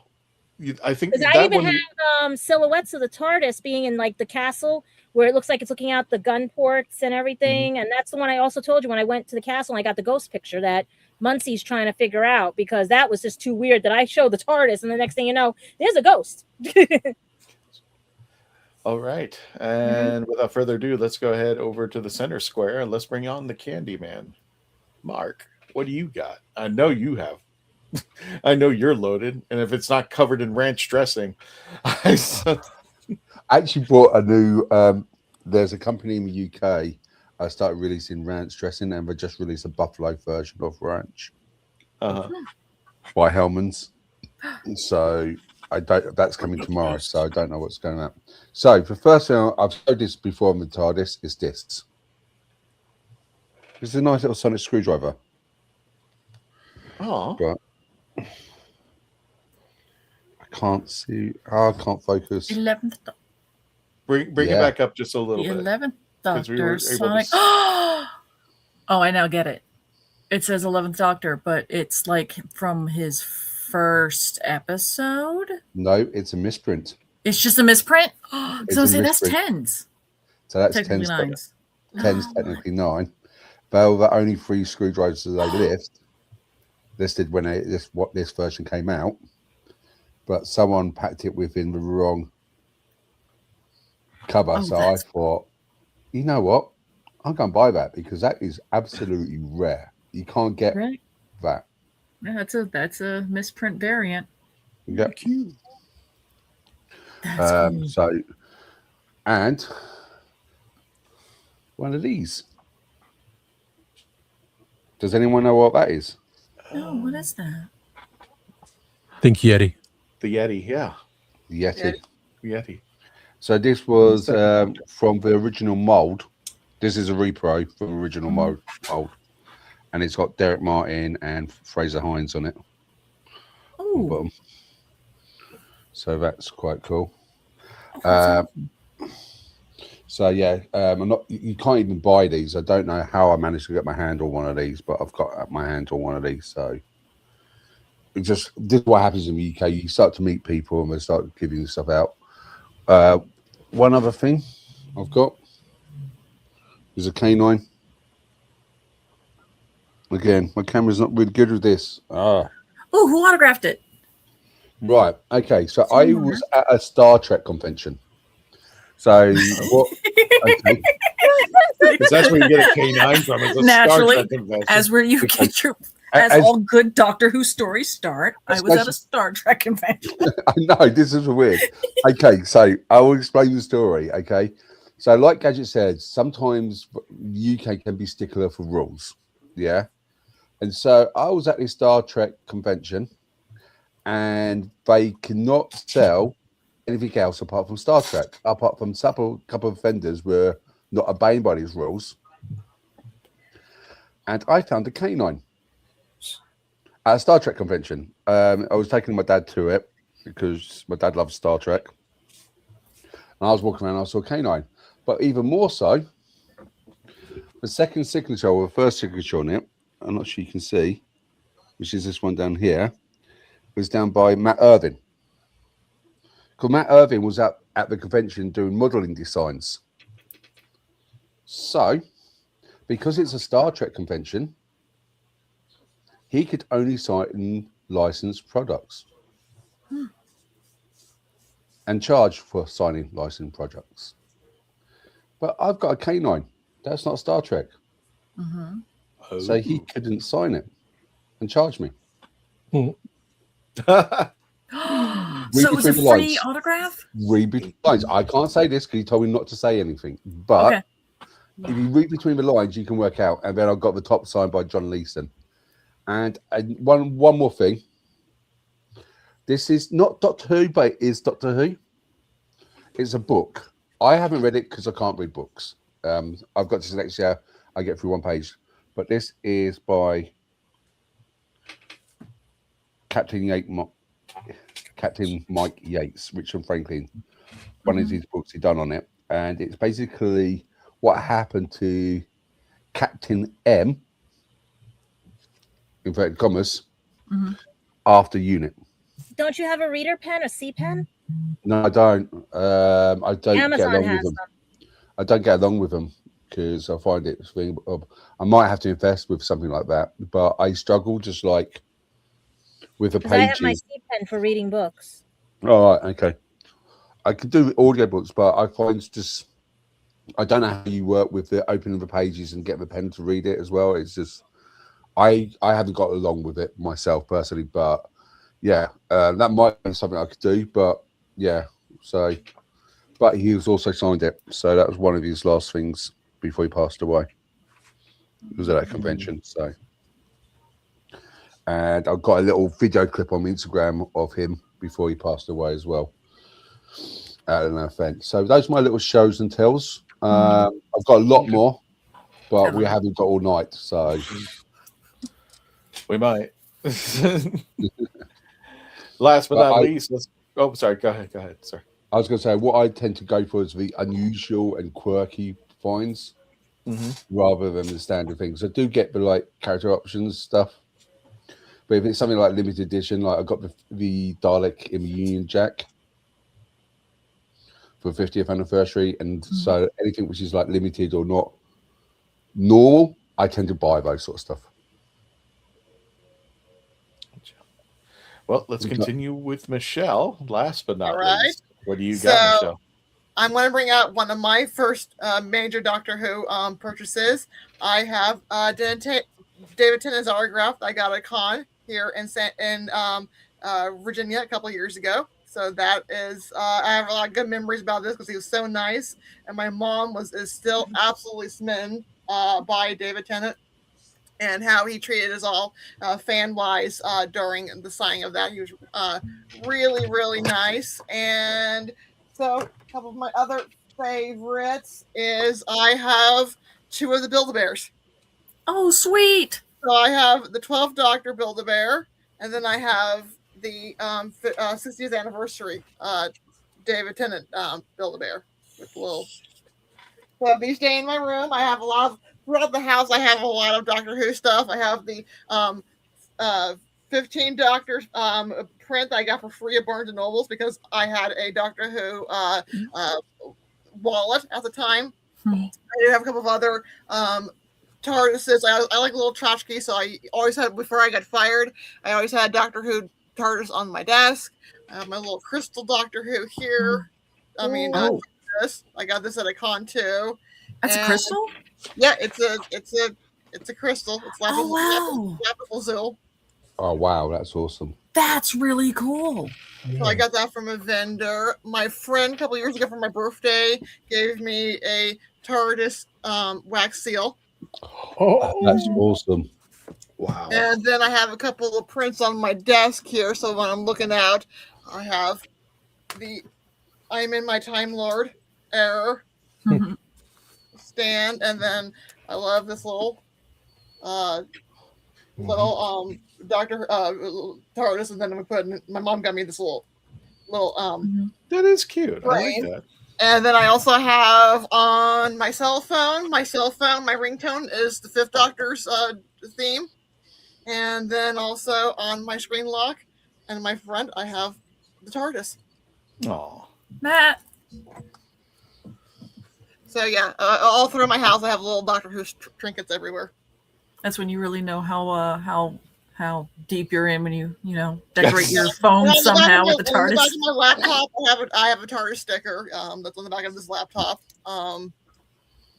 Decorate our technology with it between Cindy with a gadget with her tablet and then a gadget like this. Wrong show, but I have my Apothecary Diary sticker on the back of my cell phone too. Yay! Meow meow. My Doctor Who. No. Meow meow. Doctor Who. Meow meow. No, Dad's gonna kill me if I can't find it. I must have been reading a book with it or something, because that's a $200 item, and Dad will kill me because if I left it at the job when they were doing things, we're in trouble. I also have a Doctor. Yeah, no, it's a C pen. It actually goes on the words and reads them out loud to you. Question to ask all you guys here: Yeah. if your shelves are overfilling and they're bowing, what should you do? Switch the shelf, turn it upside down, and let it bow back down. Yeah. Okay. What happens, you can what happens if the bows are going like an S shape? Then you got water damage, and you're gonna have to just brace it. No, it might be smarter just to go ahead and, even though it's like aesthetically not perfect, is adding L brackets. Yes. And then if that don't work, buy a new shelf. Okay, because my Doctor Who shelves are starting to bow now. There, that was like this guy up here. I realized, okay, Funko's in the center, go a little low. Oh, then I just added the shelf. Then yeah. Face a bow. I mean, I have bookshelves that do that, and I'm like, you're supposed to be a bookshelf. Just alter up the heavy books, like put the heavies on the bottom of the bookshelf, and then the lighter on the top, and yeah. You're on mute, Dave. You're on mute, Dave. Of course. I am. Of course I am. Good. The reason my one set of Doctor Who books is sideways, so it takes up less weight on there and holds everything in, rather than putting more books in there. And because that bookshelf is starting to notice. RPG books. Even are then, heavy. if you can get a flat beam on the back, like measure out your bookshelf and get something like a piece of 1x and just put it in the back of the shelf and kind of notch it in, that can also help from bowing. So that way it's not just got the 2 sides on either, the little, those tiny little things that just, are looking at you going, how much trust do you have in me? Because they're only this big. I'm looking at you, IKEA. On either side, if you can get a long strip of 1x and put on the back and just that'll give you 3 points to hold the shelf. Actually, this way would be the back and forward. Which ones do you get? Because I have the Billy bookcases, and so far they knock on wood. I have, oh Lord, I have Billy, I have Besta, I have, Because Sorta is the one that gives me the Calyx. the- This episode brought to you by IKEA. Try our Swedish Not meatball. yet. And Hey, I Don. took a closet unit and made it into a TV unit behind here. People look at it like, what the hell? I was like, yeah, I took a closet unit and turned it into a TV unit from I IKEA. remember the first days of IKEA when the rooms were like you would walk across the IKEA rooms and the rooms would get smaller and smaller and smaller. It would start off like 1,200 feet, 900 feet, 600 feet. And next thing you know, it's like you're in a tuna can. So IKEA is a TARDIS. Think about it. The IKEA is a TARDIS because doesn't he have the same type of rooms? Kind of, yeah. Yeah. So And IKEA is a only- TARDIS. And only one bathroom for everything. Yep. The Brady Bunch. Speaking The of first which, time I ever went to IKEA, I've only been to like once or twice, and it was when I was still living in California. And my mom is famous for when we go shopping of, oh no, I don't need a shopping cart. I'm only going to get one item. Nope. And then we're halfway through. That's how they get you. and Needs to get a shopping cart. So I'm like the salmon trying to go upriver because it's supposed to be only one direction. So I'm trying to be like the little salmon trying to go upriver, trying to get the bloody shopping cart. Sorry, pardon me, coming through. My bad. We started something. I don't know if you guys noticed, and I showed you guys in the chat. And there's actually an album called Lessons with Adric, where it's just the meme of the Doctor and Adric looking at each other. Yeah, those are popular. I think there's like 10 or 12 of them, and then I was just putting them together, and then all of a Well sudden done. people were eating it. So I'm thank you for the support on that, and I'm hoping to have more as current events really just influence Well, what's. show them how to get to the picture page on Facebook because a lot of them, Me and Tom are both singing the picture pages song. No. I don't have any crayons, but I got a pencil. The picture page with you. Mortimer Ichabod marker. Anyway, did sorry. he have that magic pen that went. Mortimer Ichabod marker. And now we just showed our ages. Oh my god. I had Harold in the purple crayon, okay? Anyway, Mhm. I guess it's my turn then. So there's some merchandise that we had that I've obtained over time that wouldn't say it's directly Doctor Who, but it was influenced by Doctor Who, and it's actually made by the fan base. So I've forgotten. I feel so bad because we never really had him on yet, and I didn't even read the book. So to Bruce McGill writing this book, The Iconic Time Box. This was made by a fan. He actually lives in Florida, and he gave me this book, and he goes, "Let me know when you want to come on." I haven't had a chance to read the book, and I still to this day haven't read the book. But I wanted to show you that this does exist out there, and he wrote this as a fan Fanfic. for Doctor Who fanfic. Yes, so that's a thing. And I don't know. I think you were part of the interview, Melanie, and I think Dave. I don't know if you remember this, but this book, "Shut Up and Eat" by Angela Pritchett. I'm trying to get this all in the shot.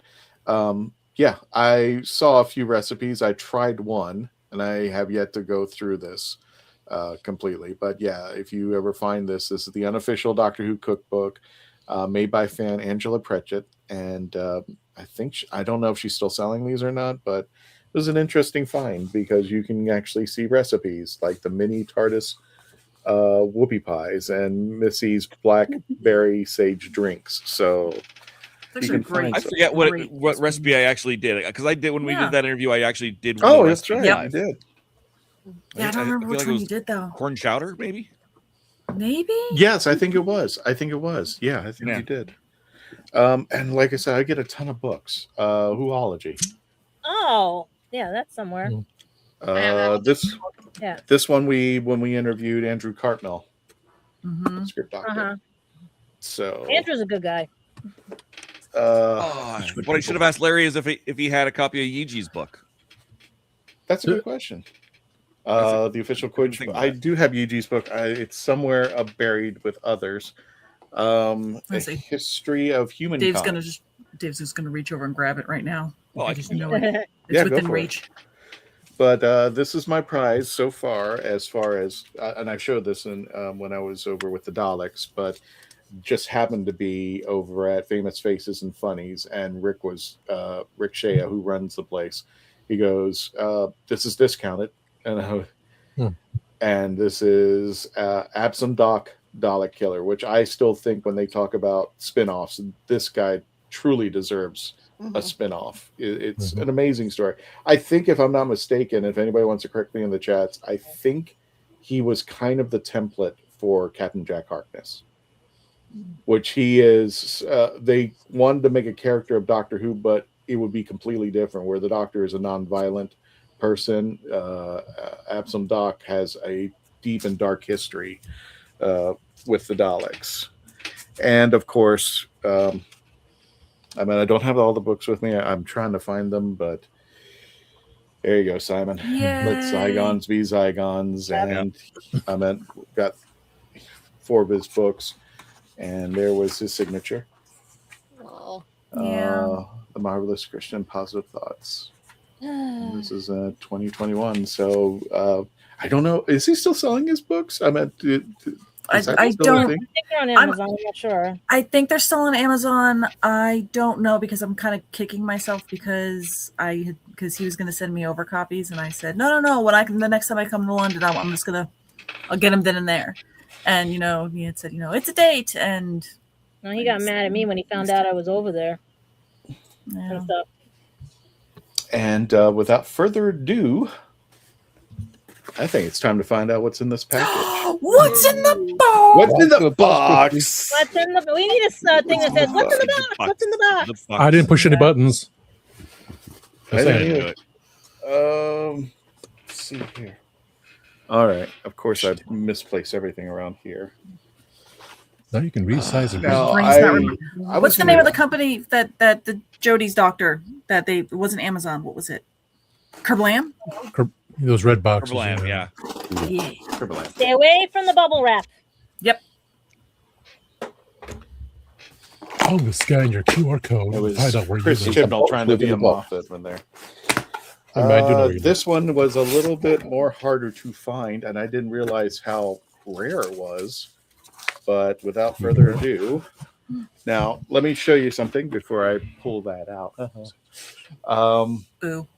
This is Chrissy was telling me about made a shelf for all the Funko Pops that I had. And if you saw, I think it was either the last episode or the episode before that, I finally got the TARDIS.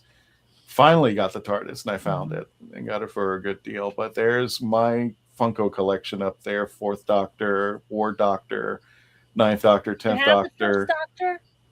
What's that? Do you have the first Doctor? Because it's hard to see. That's why. Not yet. Oh. But I know where he is, and I was planning on getting him, but the way that I had to get him wasn't that easy. But there He's you go, in storage folks. right now. He will be. I'm hoping to obtain him very shortly. Okay. But there it is, and the companions are on the right with Sarah Jane Smith and Captain Jack Harkness, Amy Pond, and Missy, who are up there. And of course, there's the TARDIS just to do that. So without further ado, I'm going to introduce you to the new person. And this will be... Yes. There he is. Hi. Nice. The 11th Doctor. Now, the thing is, is he with the... Oh, yeah, he is with the Fez. It's the Hot Topic exclusive. Yeah. The weirder part is the 11th Doctor straight up, the 11th Doctor just in it without the Fez, is more expensive than this. I still don't understand that. Could be the Hot Topic. It could be, But yeah, this is a Hot Topic Fez, and I actually have the 11th Doctor up there as was it Mr. Clever. So he's going to be joining the. So I want to thank my good friend Scott, who inadvertently started me on this adventure of getting Funko Pops. I told him not to get me for my birthday, and now I'm in it. And yeah, exactly. And what was I going to say? All I got was Papa. So you're missing one, the first Doctor, and then Paul McGann. You have his, or you have? Paul has one. I think he has one. I'm now looking at that now. Like, does Paul have one? Let's double check because I know. I know. And now that Funko is saying they're back on with this, and it's just like, damn it, I need to sell all this because now they're going to lose their value. Because now they got Shooties, the 10th Doctor coming out of the TARDIS. I'm trying to remember if they did do Paul's. I don't know if it's no. I'm not seeing it, but I'm seeing some. I'm seeing some good customs, but no. Yeah, that might be it because they were thinking about it. Because the first Doctor, where did you say you were hunting that down? That's the one where he has just the white hair, right? Yeah, it was. It's on Amazon. Was it black and white? Was it color? No, I think he's in color. I'm 90% sure. Oh, don't kill me.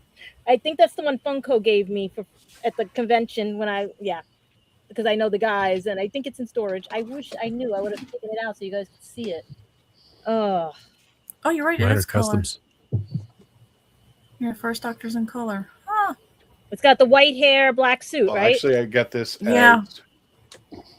Then that's the one I have. Oh my god! I got this as I could easily say I got this from my job as a gift. So nice. It could be right off. Very happy. You did a good job. Here's a Funko Pop. I'm happy with that. That's how I got the two Deadpools from Comic-Con to come to go to England. And did we get everybody's pictures? Nope, didn't finish the pictures. Oh, no, gotcha. Yeah, because we were trying to speed run when Larry had to. Yeah, Larry had to go get there. So we'll just. So the last one I think was the one. So you got me and Tom's photos. Yeah. Okay. And you got mine with the one you like. Okay, so Gadget. I didn't see Michelle. Is Mark's in here? I don't have any pictures. I sent you a couple. Only two. Yeah. Did you bring? Oh, Dave's in here. Okay. Why did only these two show up? I know we were having it was having a memory issue. So there we go, Dave. This is me. We last time I was at MegaCon, we went off to Hollywood Studios, Disney Hollywood Studios, and a lot of time in Galaxyland. So that's the TARDIS on a Dejaric board. I was filming B-roll for a video on Dejaric, which is Hollow Chess that you see in several Star Wars movies.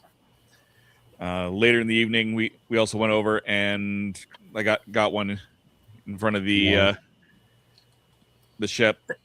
The Interceptor. I got a ton of different photos, and just as an extra bonus, without the TARDIS in there, we had Jess, Faith, and Christian and I. That was a very hot day. Very, very. It was. Hot It was a good day, though. It was a good day. I always hate that you say let's do something after MegaCon, and I'm like, I just asked off of work for so many days, I can't do it. I can't get the extra day. We'll try again next time. We'll try again next time. Yeah, but it should be flying out. Oh my god! Exactly. Shut up, Mark. Yes. Lord. All right. That was the end of my pictures. There were so many great ones to choose from, including pictures with Mark. Here's Mark. Here's Mark's. I found him. Okay. There we go. So I've taken Dave and Melanie to this place. Link Do you remember what? Yep, it's Link Street. It's basically that's still my. Oh, sorry, that's still on my phone. My background. Yep. It's still my Facebook cover. I haven't changed it since that.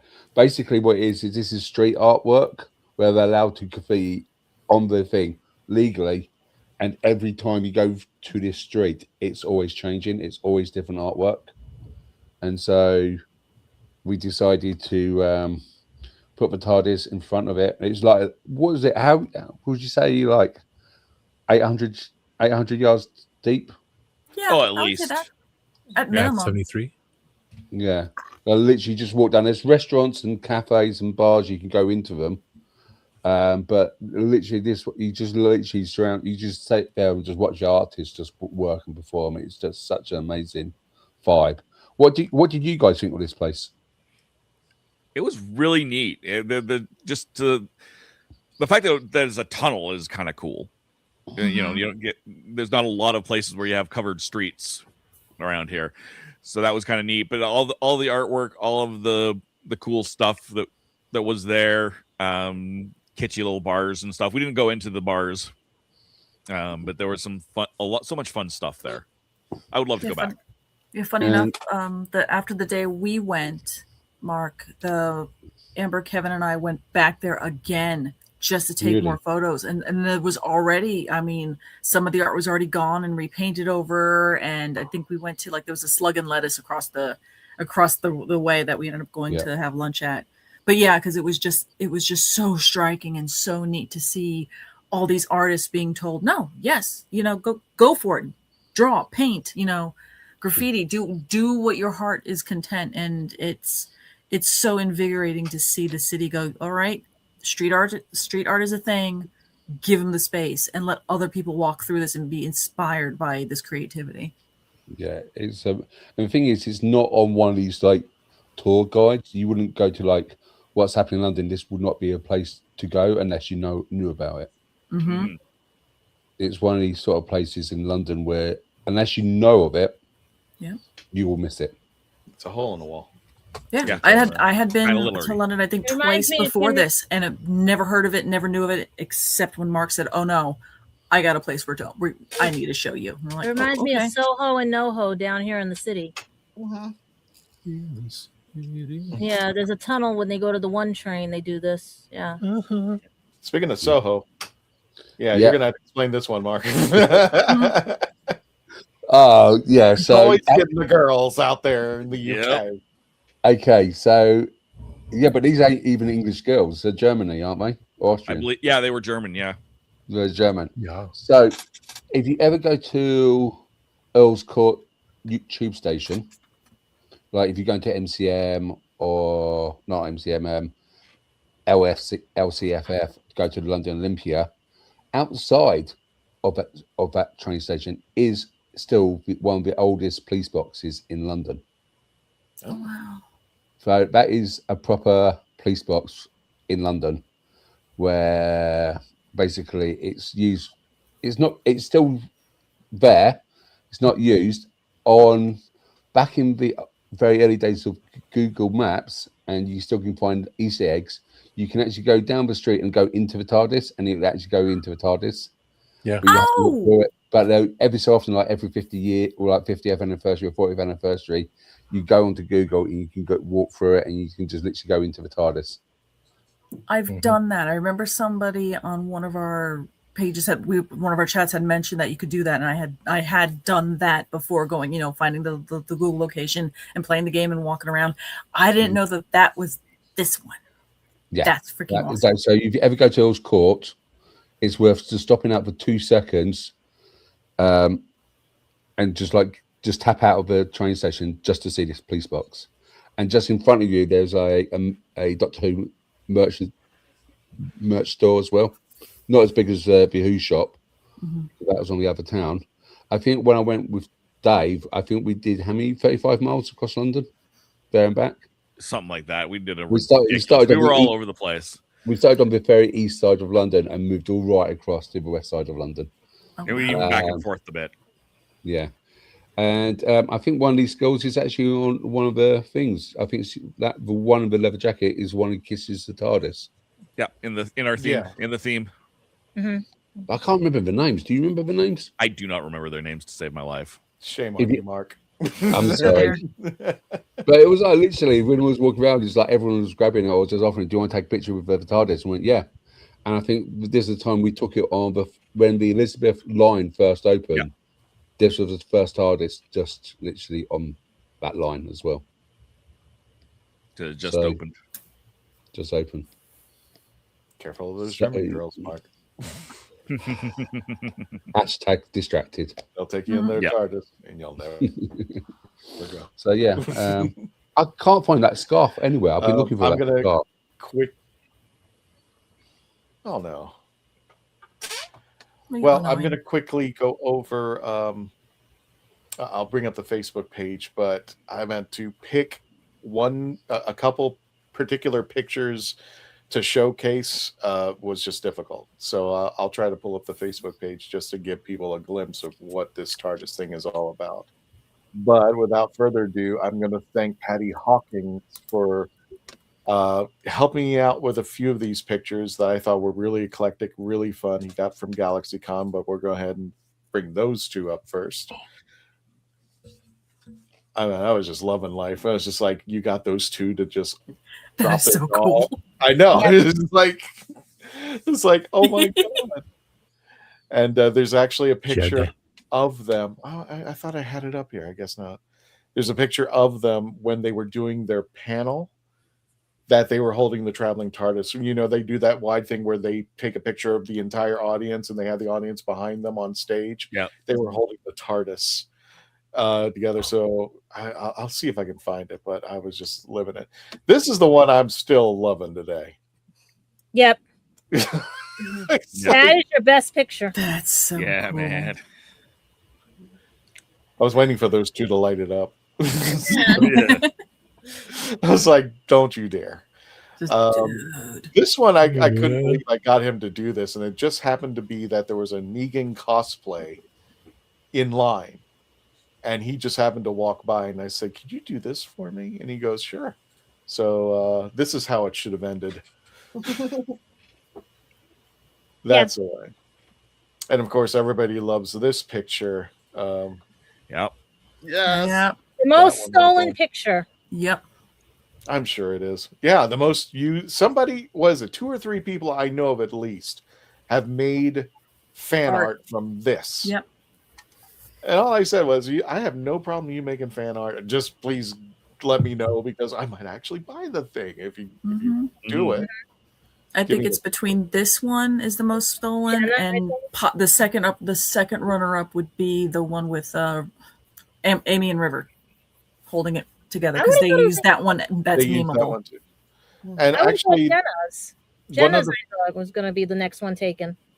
One of the very first pictures that I got was, I think I told you the story is, I don't have it up here, but the TARDIS in the ocean, where I almost lost the damn thing because I was taking pictures of it with waves crashing on it. I said, this is really cool. And I had a camera at the time. I had one of those cameras before they put them on our cell phones. And I put the TARDIS in there. And I had to make a choice, either to save the camera or save the TARDIS. And unfortunately, I broke the camera for trying to save the TARDIS. So you made the right decision. Exactly. I managed to get ocean pictures with the TARDIS and not destroy my camera. Oh, shut up. I went in the Thames and Gosh. This one was taken, I think. I forgot where it was. Yeah, I know where that's from. Yeah, because he's in the background. Yeah. Yeah, they had all the camera. I know he's in. I know. I forgot. But he wasn't. It was that other event you were at. It was that other event you were at. I don't think he was running it, though. No, it was a different event. It's just that he was part of it. Oh, okay. Because he was the handler for them.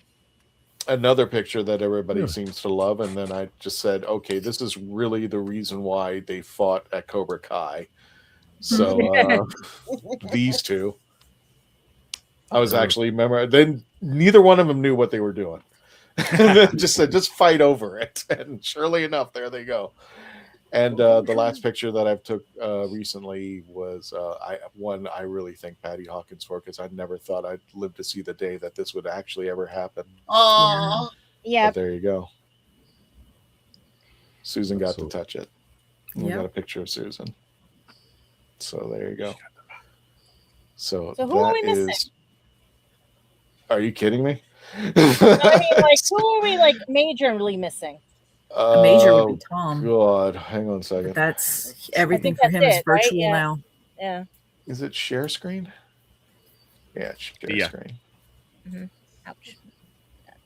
Oh, David. I actually thought it was funny that I managed to figure out how to make this icon move.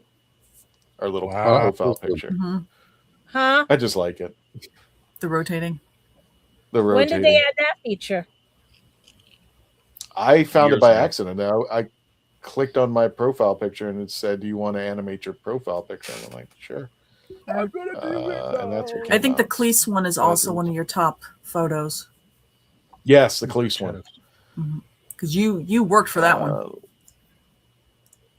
I had to convince John. John was just holding it and and just smiling next to me. I said, "John, really?" So, and there's actually a photo album of the Team TARDIS over here. So if you want to see who's been on it and take a walk down memory lane, there's a photo. JR's looking at it at Central Florida lovingly on the floor. Just yes, that one's great. Noise. Yeah, there we go. So everybody, here we go. Every celebrity possible that I can think of is right here. In this one album. So and then we got Tony Curran. Of course, we got the double. Alan Tudyk was the interesting one. So, he's interesting, all right. Yeah. Yes. Told these two to fight over with it, Paul McGann and Eric Roberts, and Paul was all excited. He was going like, "Yes, come on, Robert, let's do it." And Eric Roberts is going, "I don't know." Of course, Simon is part of it. I can, if you see somebody who is George jumping out Romero, to you, I think. Yep, Is that him? That's George Romero. Just I think the year before he passed. Mm-hmm. So yeah. You didn't get Stan Lee, right? I did not. Yeah, it was you know what? I was an idiot because it was one of those times. It's like Stan's going to be at the next convention, and just like hopefully he'll drop his rate of $250. So it's like, And the funny part is, I met him before I met you, and that would have been so cool if I was able to get him to hold that. We actually have a guy who Stan Lee. Melanie, I don't know if you remember him, Dan Grundon. I think that's his name. Sounds he actually ran a Facebook page or something like, "Oh my God, he looks just like Stan Lee." And I got his picture with the TARDIS. And unfortunately, because he was the comic that was who he would always cosplay. And he was a dead ringer for Stan. And he'd always walk around. He'd always do like Tampa Bay and MegaCon, all those kind of fun ones. Yep, and he passed away a while ago, but I did a tribute for him. Yeah, Leo did a huge tribute for him. Oh my God, look at all these. The Sylvester, that one was that was at a comic strip. Was not Famous Faces and Funnies? Not Famous Faces, Coliseum of Comics. Coliseum, that's it. I like that. Like I said, if anybody wants to stop me, I'm just going to slowly scroll. And the funny part about this is when I come up to a celebrity who has no idea what it's like, you want to take a picture of the TARDIS? I actually have my phone ready with all this particular album going like, here you go. And they're like, okay, take the picture. I want to be a part of this. So yeah. Gil. Who? I said Gil's at Gerard. Gil Gerard. Oh, they're squishy with from Walking Dead. Yep, there we are. Yep. Get some squishies in here. Aaron Gray. You got Gil Gerard. Our buddy over here, Kevin McNally. He celebrated a birthday recently. Jason David Frank. You got with JDF. You got one with JDF, yeah. This girl right here, nobody knows or recognizes her, and she lives in Florida. But she actually played Vera Juarez. She ends up getting, unfortunately, burnt alive in Torchwood Miracle Day. And she lives in Florida. Stop it. Rob Schneider, William Shatner. Good God. Oh, if anybody doesn't know her, but you've seen her movie, Cocaine Bear. She was the girl in Cocaine Bear. Oh, that's awesome. So she's also a comic. She also writes her own comic books, and she was selling them. You were mentioning him. Yeah. Do not pose with it, John. Do not pose with it. And he goes, oh, okay. Boom. That's what came out. Yeah. Trying to see who else. Oh. You got John. You got. John was like, there's actually 10 photos of John, and he insisted that I take all 10 photos. And this is the best one that he took with the photo of the Traveling TARDIS. And there's I so need to meet him because he actually played King Richard in Robin Sherwood. Oh, okay. Well, he was a sweet guy. his panels are absolutely amazing. It's almost like you're going to see a college professor speak at a special engagement. It's so entertaining, and you just are enraptured by his presence. It's just, and he's, just equal parts witty and hilarious and serious and poignant, and just, if you're at a convention with him, if you can get the autograph, get the photo, that's also absolutely amazing. But honestly, go to his panel, listen to this man speak. You won't regret it. I don't know if I ever told you the story of this particular convention. I'm not going to say the name. I don't want to throw anything under the bus, but this particular convention, the amount of people who showed up was so bad that there were more vendors than patrons at one point. And John felt so bad that they were not making money at the time, that after everything closed up, he actually invited all the vendors to line up in front of him, and they could take as many pictures as they wanted with him. He felt so bad for those at this particular convention. That's classy. That is very classy. He's amazing. This convention that he was at, now one of the vendors told me about this. I was like, Jesus. So I was very happy about that. I really don't know why she had to wear her hair up. I love it like that. Yeah. Yeah. I don't know why she had to have the Danishes. I mean, her hair was down. I was just like, holy cow, why didn't they let you have that down? So Chibnall. That's Manda. Yeah, Chibnall. Who else is jumping out at anybody? I'm trying to see the anime. Speaking of jumping out, I gotta go. I love you all. Okay. Happy birthday, TLTT. I'll see you in a bit. Until next time. we got to shut this down. So anybody have any last minute things before we call it a day? Nah. Okay. We love the Traveling TARDIS. Really, really, really fast. We love the Traveling TARDIS. Space Coast Comic Con, June 20th through the 21st. It's going to be at the Wickham Park Community Center, located on Leisure Way. Get your tickets now, 20 through the 21st. Also, we have where's the pictures? Our first convention that we got, Epic Verse. This is going to be the 21st and the 22nd. Please keep in mind that the 21st is a Friday. So if you have to take off from work or anything like that, or just be aware, it's not a Saturday and Sunday. Get your tickets now. Actually, it's free parking, free admission. So you can just walk right on in. And can't wait to do that. This will be the first one that we will be doing in Longwood. Also, we will be doing Legend of the Traveling Tardis. Oh, why was this put in the wrong spot? I apologize. Let me just mention this. We are going to have a special guest at the booth at Space Coast Comic Con. We're going to be joined by Athena Finger. Now, if you're not familiar with her, you're probably aware of her grandfather, Bill Finger, who is the creator of Batman. And she will be at our booth joining us at the Legend of the Traveling TARDIS at Space Coast Comic Con. So if you have any questions or you're a big fan of Batman, you definitely want to see her. Again, she is the granddaughter, the heiress of the Batman. And her grandfather's sign is over here by Edgar Allan Poe Park. Oh, okay. Yeah. And of course, join us over at ancientcitycon.com.